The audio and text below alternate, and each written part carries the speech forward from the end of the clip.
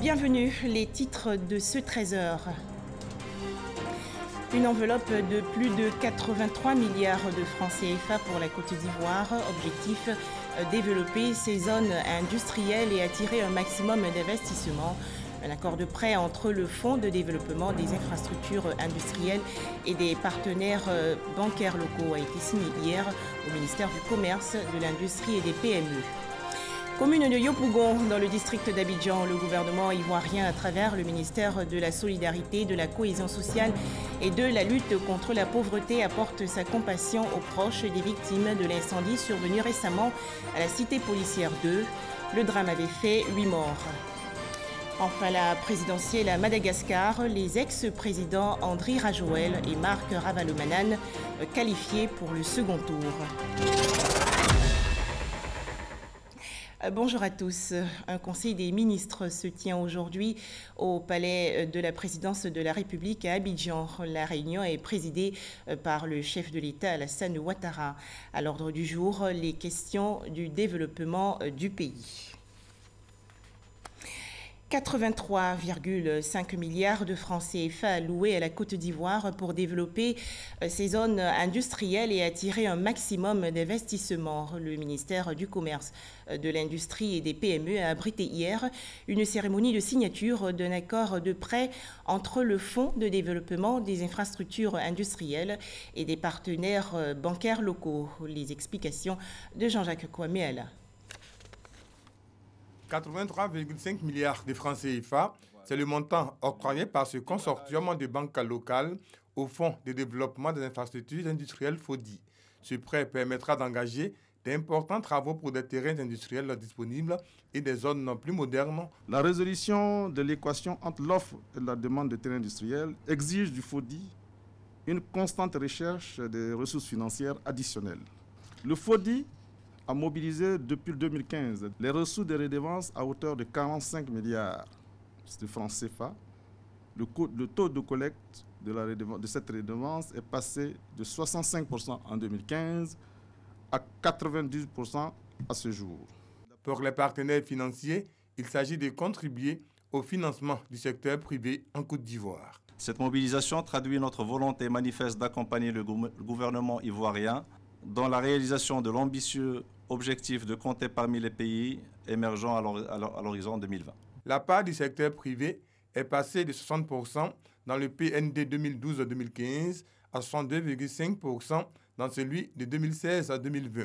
Devant cet engagement de l'État, le ministre de l'Industrie a invité les acteurs des zones à s'acquitter de leurs redevances pour faciliter l'accès au financement du FODI.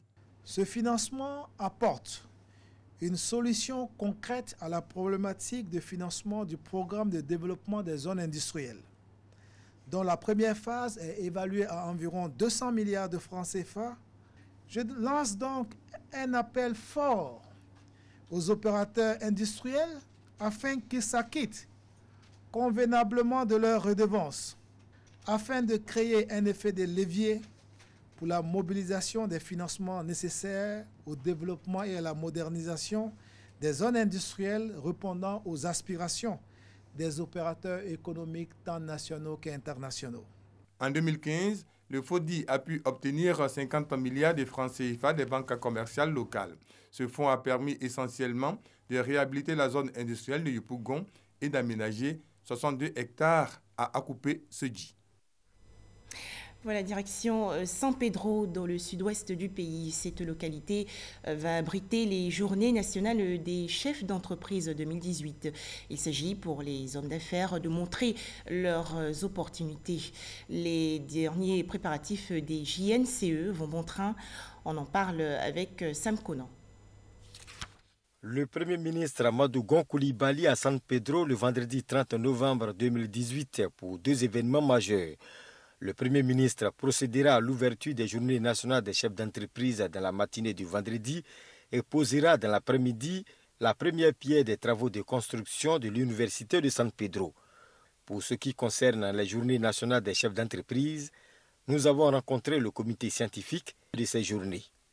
Faire venir une plateforme qui va mettre face à face les institutions nationales conduites par le Premier ministre et son gouvernement des hommes d'affaires, des banquiers, et les mettre face à face avec des opérateurs économiques de la région, c'est quelque chose que nous pensons extrêmement utile et inestimable.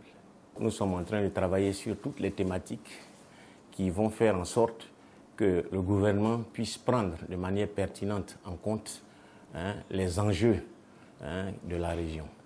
Des enjeux qui sont des enjeux de gouvernance, qui sont des enjeux d'amélioration du capital humain, des enjeux qui concernent l'emploi des jeunes, des enjeux qui concernent les femmes.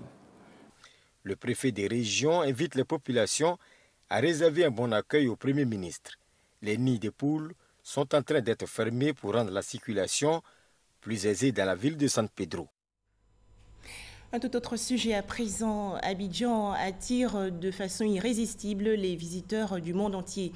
Et dès votre arrivée à l'aéroport international Félix Houphouët-Boigny, vous comprendrez pourquoi. Cette infrastructure rassemble plusieurs corps de métier, gérants de boutiques hors taxes, restaurateurs, changeurs de devises.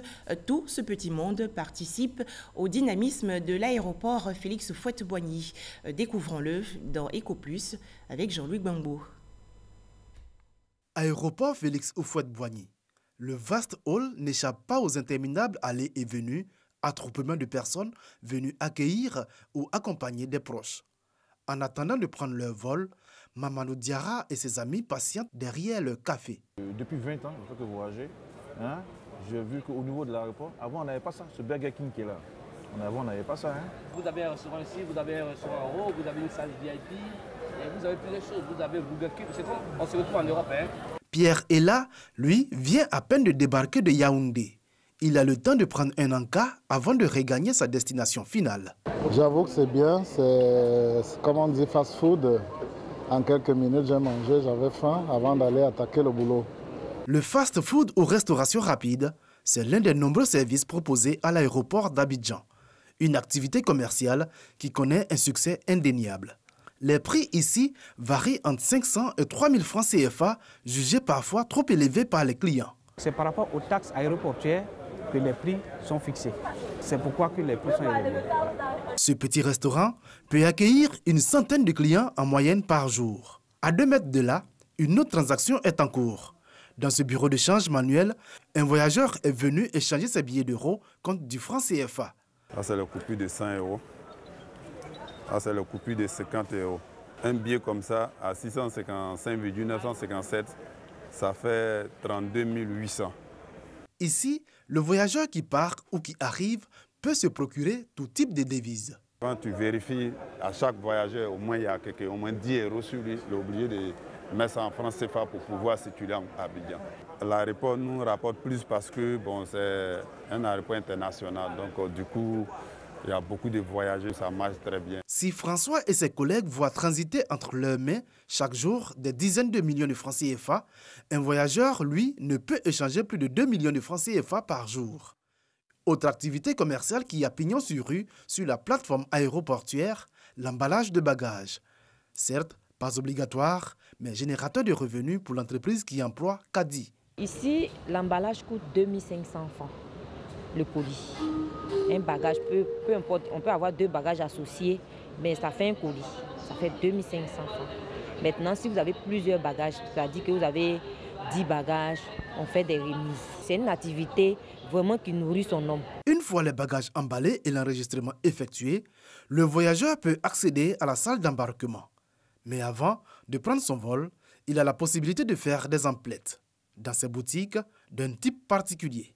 La particularité de cette boutique, c'est des produits hors taxes que nous vendons à des passagers exclusivement, à des passagers munis d'une carte d'embarquement et d'un passeport. Autre particularité de cette boutique, la qualité des articles proposés. Nous traitons directement avec les maisons mères parce que c'est des produits d'origine. Donc vous êtes sûr de la qualité des produits qu'on vend ici. C'est des produits sûrs qui sont vraiment contrôlés. Une qualité des produits et de services qui contribue au succès commercial de ces boutiques à l'aéroport. On se fait plein de bénéfices parce qu'on a plein de clients. Donc quand on a plein de clients, ils achètent plus. Mais si on a moins de clients, ils achètent moins. Mais on a plein de clients dont on se fait les sous. La clientèle, ces opérateurs économiques les recrutent parmi les nombreux voyageurs de l'aéroport d'Abidjan. Ceux-ci étaient au nombre de 2 700 000 en 2017.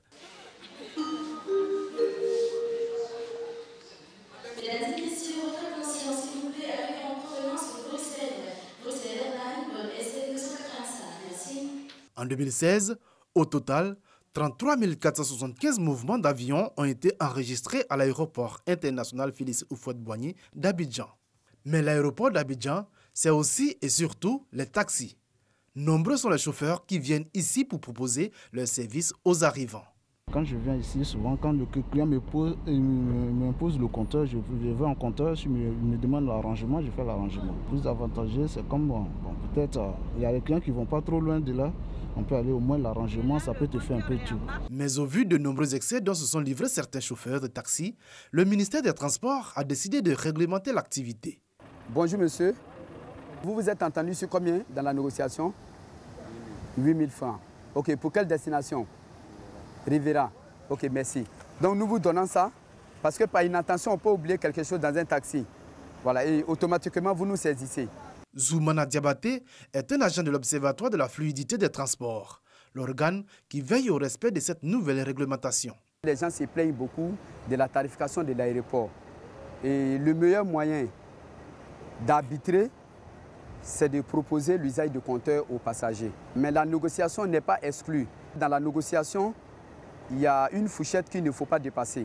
Une organisation qui est venue assainir cette activité, l'une des plus importantes au sein de l'aéroport. L'étude que nous avons menée montre que utiliser le compteur eurokilométrique est plus avantageux pour l'usager que de faire un arrangement. La preuve, c'est que la plupart des usagers que nous avons approchés sont prêts à payer par exemple 5 000 francs pour partir de l'aéroport jusqu'à l'hôtel du district, alors que si on utilise le compteur eurokilométrique, cette course-là revient à environ 2 500 à 3 000 francs. En dehors des taxis-compteurs, il faut compter également dans cette gigantesque place des affaires qui constitue l'espace aéroportuaire, les 2 parkings payants de 750 places, à 500 francs CFA l'heure. Ce dynamisme de l'activité commerciale accompagne les efforts d'extension et de modernisation de l'aéroport d'Abidjan, qui ambitionne atteindre les 10 millions de passagers à l'horizon 2025. Autre actualité, la Côte d'Ivoire a invité d'honneur au Salon international du bâtiment. Cette 17e édition s'est déroulée à Casablanca au Maroc.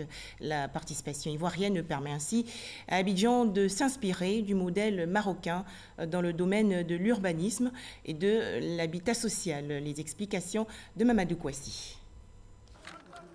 La 17e édition du Salon international du bâtiment du Maroc enregistre environ 700 exposants venus de 45 pays d'Afrique, d'Europe et d'Asie. Ce salon est une plateforme de rencontre entre toutes les parties prenantes de l'immobilier et les décideurs de l'industrie de la construction. C'est également un cadre de rencontres et d'échanges pour les fabricants de matériaux de construction et les fournisseurs d'équipements. Et pour cette édition, c'est la Côte d'Ivoire qui a l'honneur. Invité spécial, la délégation ivoirienne conduite par le ministre de la Construction, du Logement et de l'Urbanisme vient s'inspirer du modèle marocain et aussi des autres pays dans le domaine de l'urbanisme et de la construction. La délégation ivoirienne comprend également le ministère de la Ville et d'autres acteurs économiques. Il était bon au moment où nous sommes en train d'élaborer la politique de la ville en Côte d'Ivoire que nous venions nous inspirer de l'exemple marocain, étant entendu que le Maroc a une longue tradition de politique de la ville. Il a réussi à élaborer, à mettre en œuvre une politique de la ville en termes de remise à niveau, en termes de nouvelle urbanisation. Le ministre de la Construction, du Logement et de l'Urbanisme, Bruno Nabagné-Koné, a saisi l'occasion pour présenter les opportunités d'investissement qu'offre la Côte d'Ivoire dans plusieurs domaines, surtout celui du bâtiment, particulièrement le logement social. Profitant de son séjour au Maroc, le ministre Bruno Koné a visité des chantiers modèles de développement dans la ville de Casablanca, la capitale économique du Maroc. Nous voyons que beaucoup d'efforts ont été faits, il y a beaucoup de rigueur, il y a une réelle vision qui est mise dans les schémas directeurs d'urbanisme. Et nous en avons besoin en Côte d'Ivoire. Nous sommes venus nous inspirer de cela. Nous sommes également venus nous inspirer de l'expérience marocaine en matière de logements sociaux. Vous savez, c'est l'une des priorités du chef de l'État, le président Alassane Ouattara. Et nous essayons, tant bien que mal, de donner forme à ce projet-là. Nous avons bon espoir que nos partenaires marocains pourront nous accompagner dans l'ambition que nous avons de donner à chaque Ivoirien un logement décent. À l'image de la Côte d'Ivoire, le secteur du bâtiment et des travaux publics marocains connaît depuis ces dernières années un essor important, le plaçant en tête des autres secteurs économiques du royaume. La 17e édition du Salon international du bâtiment du Maroc, c'est également des expositions, des panels et des conférences publiques. Le partage d'expériences également au centre du 8e sommet des Africités. C'était à Marrakech au Maroc. L'Union des villes et communes de Côte d'Ivoire a présenté son programme de gestion des collectivités locales. Le point avec Issaïo. Montrer les innovations dans la gestion des collectivités locales dans les différents pays africains. Cette préoccupation appelle l'objet d'un échange d'expériences entre plusieurs experts du continent. Initiée par l'UVICOSI, Union des villes et communes de Côte d'Ivoire, cette rencontre a permis de montrer les avancées de la Côte d'Ivoire en matière de décentralisation. Les moyens financiers existent, les moyens humains existent dans nos pays. Donc, si on fait une véritable promotion, un profil de carrière intéressant pour le personnel communal, et vous verrez que les choses vont aller de soi-même. Outre les aides de l'État, les collectivités locales bénéficient des ressources additionnelles grâce aux partenariats et coopérations avec d'autres structures hors du continent. Dans notre façon de travailler, nous mettons l'accent sur le développement du leadership des collectivités pour qu'ils apportent des solutions beaucoup plus innovantes en matière de développement économique territorial. Et c'est dans ce cadre que les régions de Sigasso, de Bobo, Banfora, du côté du Burkina Faso, et de Korogo, Fergué, la région de la Côte d'Ivoire, travaillent ensemble en collaboration pour mobiliser les synergies. Nous innovons dans notre façon de travailler dans le domaine de la production, la transformation et la commercialisation beaucoup plus des produits agroalimentaires parce que ce territoire est un territoire agricole. Ils ont les mêmes types de cultures. Création d'emplois, organisation des jeunes et des femmes en groupements sociaux sont autant d'actions utilisées par des élus locaux pour lutter contre la pauvreté. Dans notre volonté de créer des activités génératrices de revenus où on trouve les financements. Et donc, avec ce microcrédit-là dédié aux femmes, nous avons déjà cet instrument pour permettre l'auto-emploi. Avec les jeunes, grâce au PNUD, à travers le programme qu'on a appelé Programme d'appui à la sécurité urbaine, nous avons pu faire de nos jeunes des spécialistes en matière de viaculture. Cette rencontre de l'IVICOSI a été marquée par la présence de plusieurs experts des pays africains, dont le Ghana, le Rwanda, le Mali et le Cameroun. Un tout autre sujet à présent, la surcharge routière, un phénomène qui interpelle les autorités ivoiriennes. La Direction générale des infrastructures routières et le Fonds d'entretien routier ont organisé récemment une formation à l'endroit des chargeurs. Les travaux ont porté sur le règlement 14. Ce texte juridique, adopté en 2005 par l'UEMOA, veut mettre fin au problème de surcharge. Les précisions de Cheikh Koné. Dans l'Union économique et monétaire ouest-africaine, les surcharges font perdre à chacun des États membres près de 30 milliards de francs CFA par an. Pour résoudre la question, les pays de l'Union se sont dotés de dispositifs communautaires, dont l'application du règlement 14 relatif au contrôle de gabarit, du poids et de la charge à l'essieu des véhicules lourds. Malheureusement, dans la pratique, certains véhicules se trouvent en situation de surcharge en raison de la mauvaise répartition du chargement. Souvent, ils prennent des marchandises qui sont conformes, mais la répartition sur des dossiers ne sont pas conformes parce que les marchandises sont mal chargées. Et donc, cette formation vise, disons, à leur donner, disons, les techniques nécessaires à l'effet de leur permettre, disons, de transporter leurs marchandises tout en respectant non seulement les poids total en charge, mais aussi en respectant les poids autorisés au niveau des essieux. Prévu du 21 au 29 novembre, la formation des gestionnaires des plateformes comportera 3 phases. Une phase théorique de 4 jours, assortie d'une phase pratique de 4 autres jours et enfin, une période de sensibilisation qui s'étendra sur 30 jours. Généralement, tout le monde parle de cieux, c'est-à-dire qui supportent les véhicules, mais la majeure partie des gens ne savent pas ce que c'est qu'un essieu. L'essieu, c'est purement simplement, donc le module va donc axer sur ça, un véhicule donné, c'est les transmissions donc des charges que supporte le véhicule sur la chaussée par le biais donc des essieux, c'est un peu la problématique qui sera donc décortiquée. Et donc nous avons espéré qu'au sortir de ces formations-là, personne ne pourra dire c'est quoi essieu, c'est quoi pont. Au terme de cette formation, l'objectif est de permettre aux chargeurs de connaître les seuils de poids admis par l'UEMOA, tant au niveau du poids qu'au niveau des essieux. Nous saluons l'organisation de l'atelier d'aujourd'hui qui vise à former ceux qui vont charger le véhicule pour qu'ils comprennent comment répartir les fret sur les essieux des camions. Et le résultat attendu sera que les transporteurs, les conducteurs, le chargeur seront au même niveau d'information. Et sur le pont bascule qui est donc le pèse-essieux, nous n'aurons pas de problème de pénalité. Nous nous retrouverons donc avec des camions qui remplissent les dispositions du règlement 14. La lutte contre la surcharge se présente comme un défi majeur pour le développement socio-économique des États de l'UEMOA, qui repose en grande partie sur les infrastructures routières. En Côte d'Ivoire, dans le cadre du Plan national de développement 2016-2020, l'État entend consacrer près de 3 500 milliards de francs CFA pour le développement des infrastructures routières.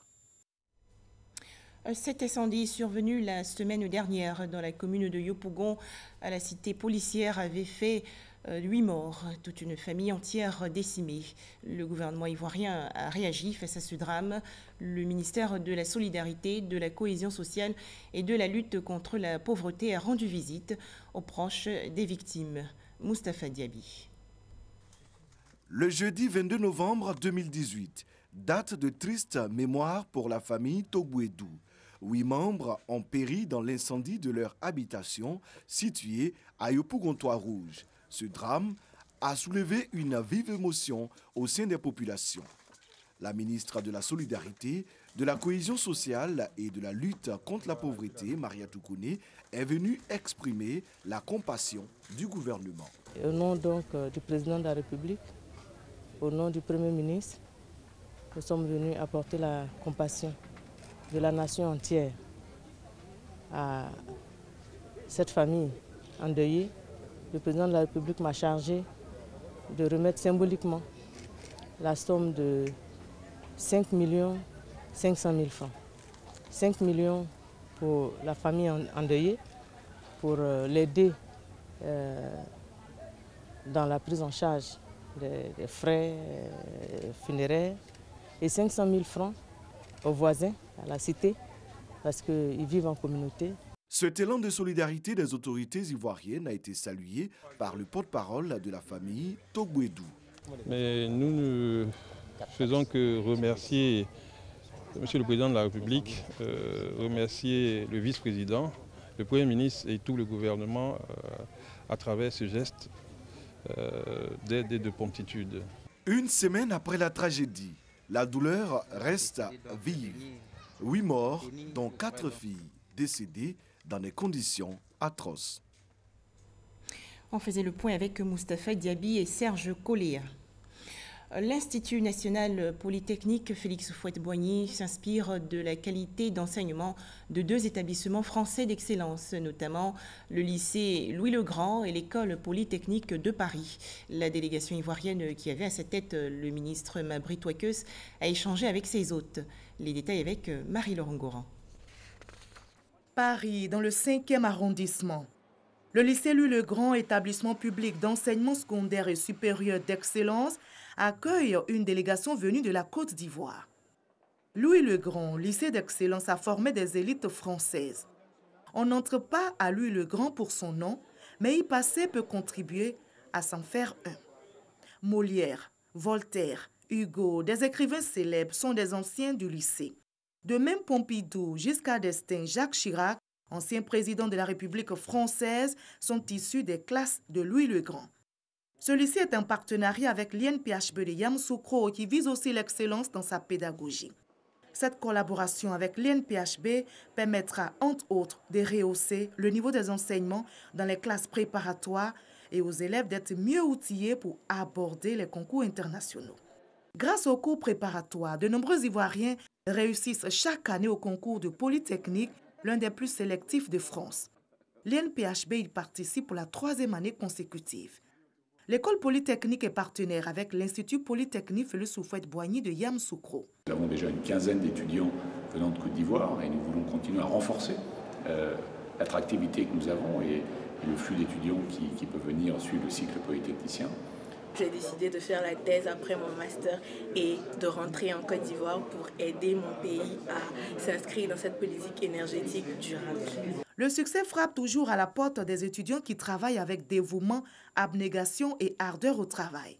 Le ministre de l'Enseignement supérieur et de la Recherche scientifique appelle donc le corps enseignant et tous les étudiants à viser l'excellence. Ça ira dans le sens de la mobilité des enseignants et des chercheurs, mais aussi des étudiants. La recherche sera renforcée, l'État, leurs familles continuent de faire leur part, à eux aussi de prendre très au sérieux ce qu'ils ont à faire parce qu'ils ont de la place à occuper dans le développement de la Côte d'Ivoire. Le ministère de l'Enseignement supérieur et de la Recherche scientifique promet d'améliorer les conditions de travail des enseignants et des étudiants pour un meilleur rendement. Entre autres actions à mener, le renforcement de la capacité d'accueil des étudiants et l'équipement des universités et grandes écoles. La géomatique, un outil de lutte contre les changements climatiques. La 4e édition du Salon international de la géomatique s'est ouverte hier dans la commune du Plateau. Cette rencontre vise à favoriser une synergie d'action des acteurs du secteur. Ce projet vise les conditions d'accès aux ressources naturelles et à la mobilité des troupeaux. Le PAMO Barma, qui va durer 50 mois, a été lancé récemment à Korogo, dans la région nord du pays. C'est l'organisation professionnelle des éleveurs de Ferkessédougou qui a été retenue pour l'exécuter. Les explications de Kader Sogodougou de RTI Boaké. La mobilité des troupeaux puis leur accès aux ressources pastorales et à des marchés porteurs n'est pas toujours aisé. La problématique de la transhumance avec les nombreux conflits qu'elle génère est toujours d'actualité. Pour mieux faire, des couloirs de migration des troupeaux entre États ont été élaborés. Aujourd'hui, il est question de parfaire les choses pour booster avec des élans positifs le secteur agropastoral. Le PAMO Barma, le projet d'appui à la mobilité du bétail pour un meilleur accès aux ressources et au marché en Afrique de l'Ouest, vient de voir le jour. Il est le fruit des bons rapports entre l'Union européenne, l'Agence française de développement et les pays à forte activité agro-pastorale. En Côte d'Ivoire, c'est l'Organisation des éleveurs professionnels de Ferkessédougou, OPEF, partenaire de l'ONG française Acting for Life, qui assure sa mise en œuvre dans le Poro, la Bagoué et le Tchologo. C'est tout le nord de la Côte d'Ivoire. Éleveurs et agriculteurs se retrouvent dans la même arène en train de disputer les rarissimes ressources encore disponibles. Ce problème, certes global à l'Afrique de l'Ouest, a des effets diversement ressentis selon les localités. Un intérêt immense pour les éleveurs. Depuis longtemps, notre souhait, c'est de voir un tel projet se réaliser. Si on arrive quand même à faire tout ce qu'on a dit là, c'est que l'éleveur est sauvé. Le Sénégal, qui vit déjà le projet, forme les éleveurs ivoiriens à Korogo. Avec ces changements climatiques, de plus en plus d'animaux du Sahel viennent vers les pays côtiers. Si ces pays côtiers ne sont pas préparés, évidemment, on court droit vers des conflits qui peuvent être souvent très violents et on peut prendre des décisions qui ne seront pas peut-être les bonnes. Avec le PAMO Barma, ce sont des conditions de vie et de travail des populations agro-pastorales qui vont s'améliorer. Le renforcement de capacités des acteurs, l'aménagement des équipements marchands, la fourniture d'aliments bétail et l'accès aux postes vétérinaires ne sont pas omis. Ils nous tiennent compagnie, ils sont beaux, affectueux et dociles. Les animaux domestiques étaient réunis récemment au Palais de la Culture de Trècheville. C'était lors du tout premier salon des animaux de compagnie. Cet événement a également présenté divers métiers, notamment la médecine vétérinaire et la vente d'aliments pour animaux. Enfin, à Madagascar, les résultats du premier tour de la présidentielle, l'ancien président de la transition, Andry Rajoelina, 39% des voix en tête, avec l'ex-président Marc Ravalomanana, 35% des suffrages. Voilà, merci de nous avoir suivis.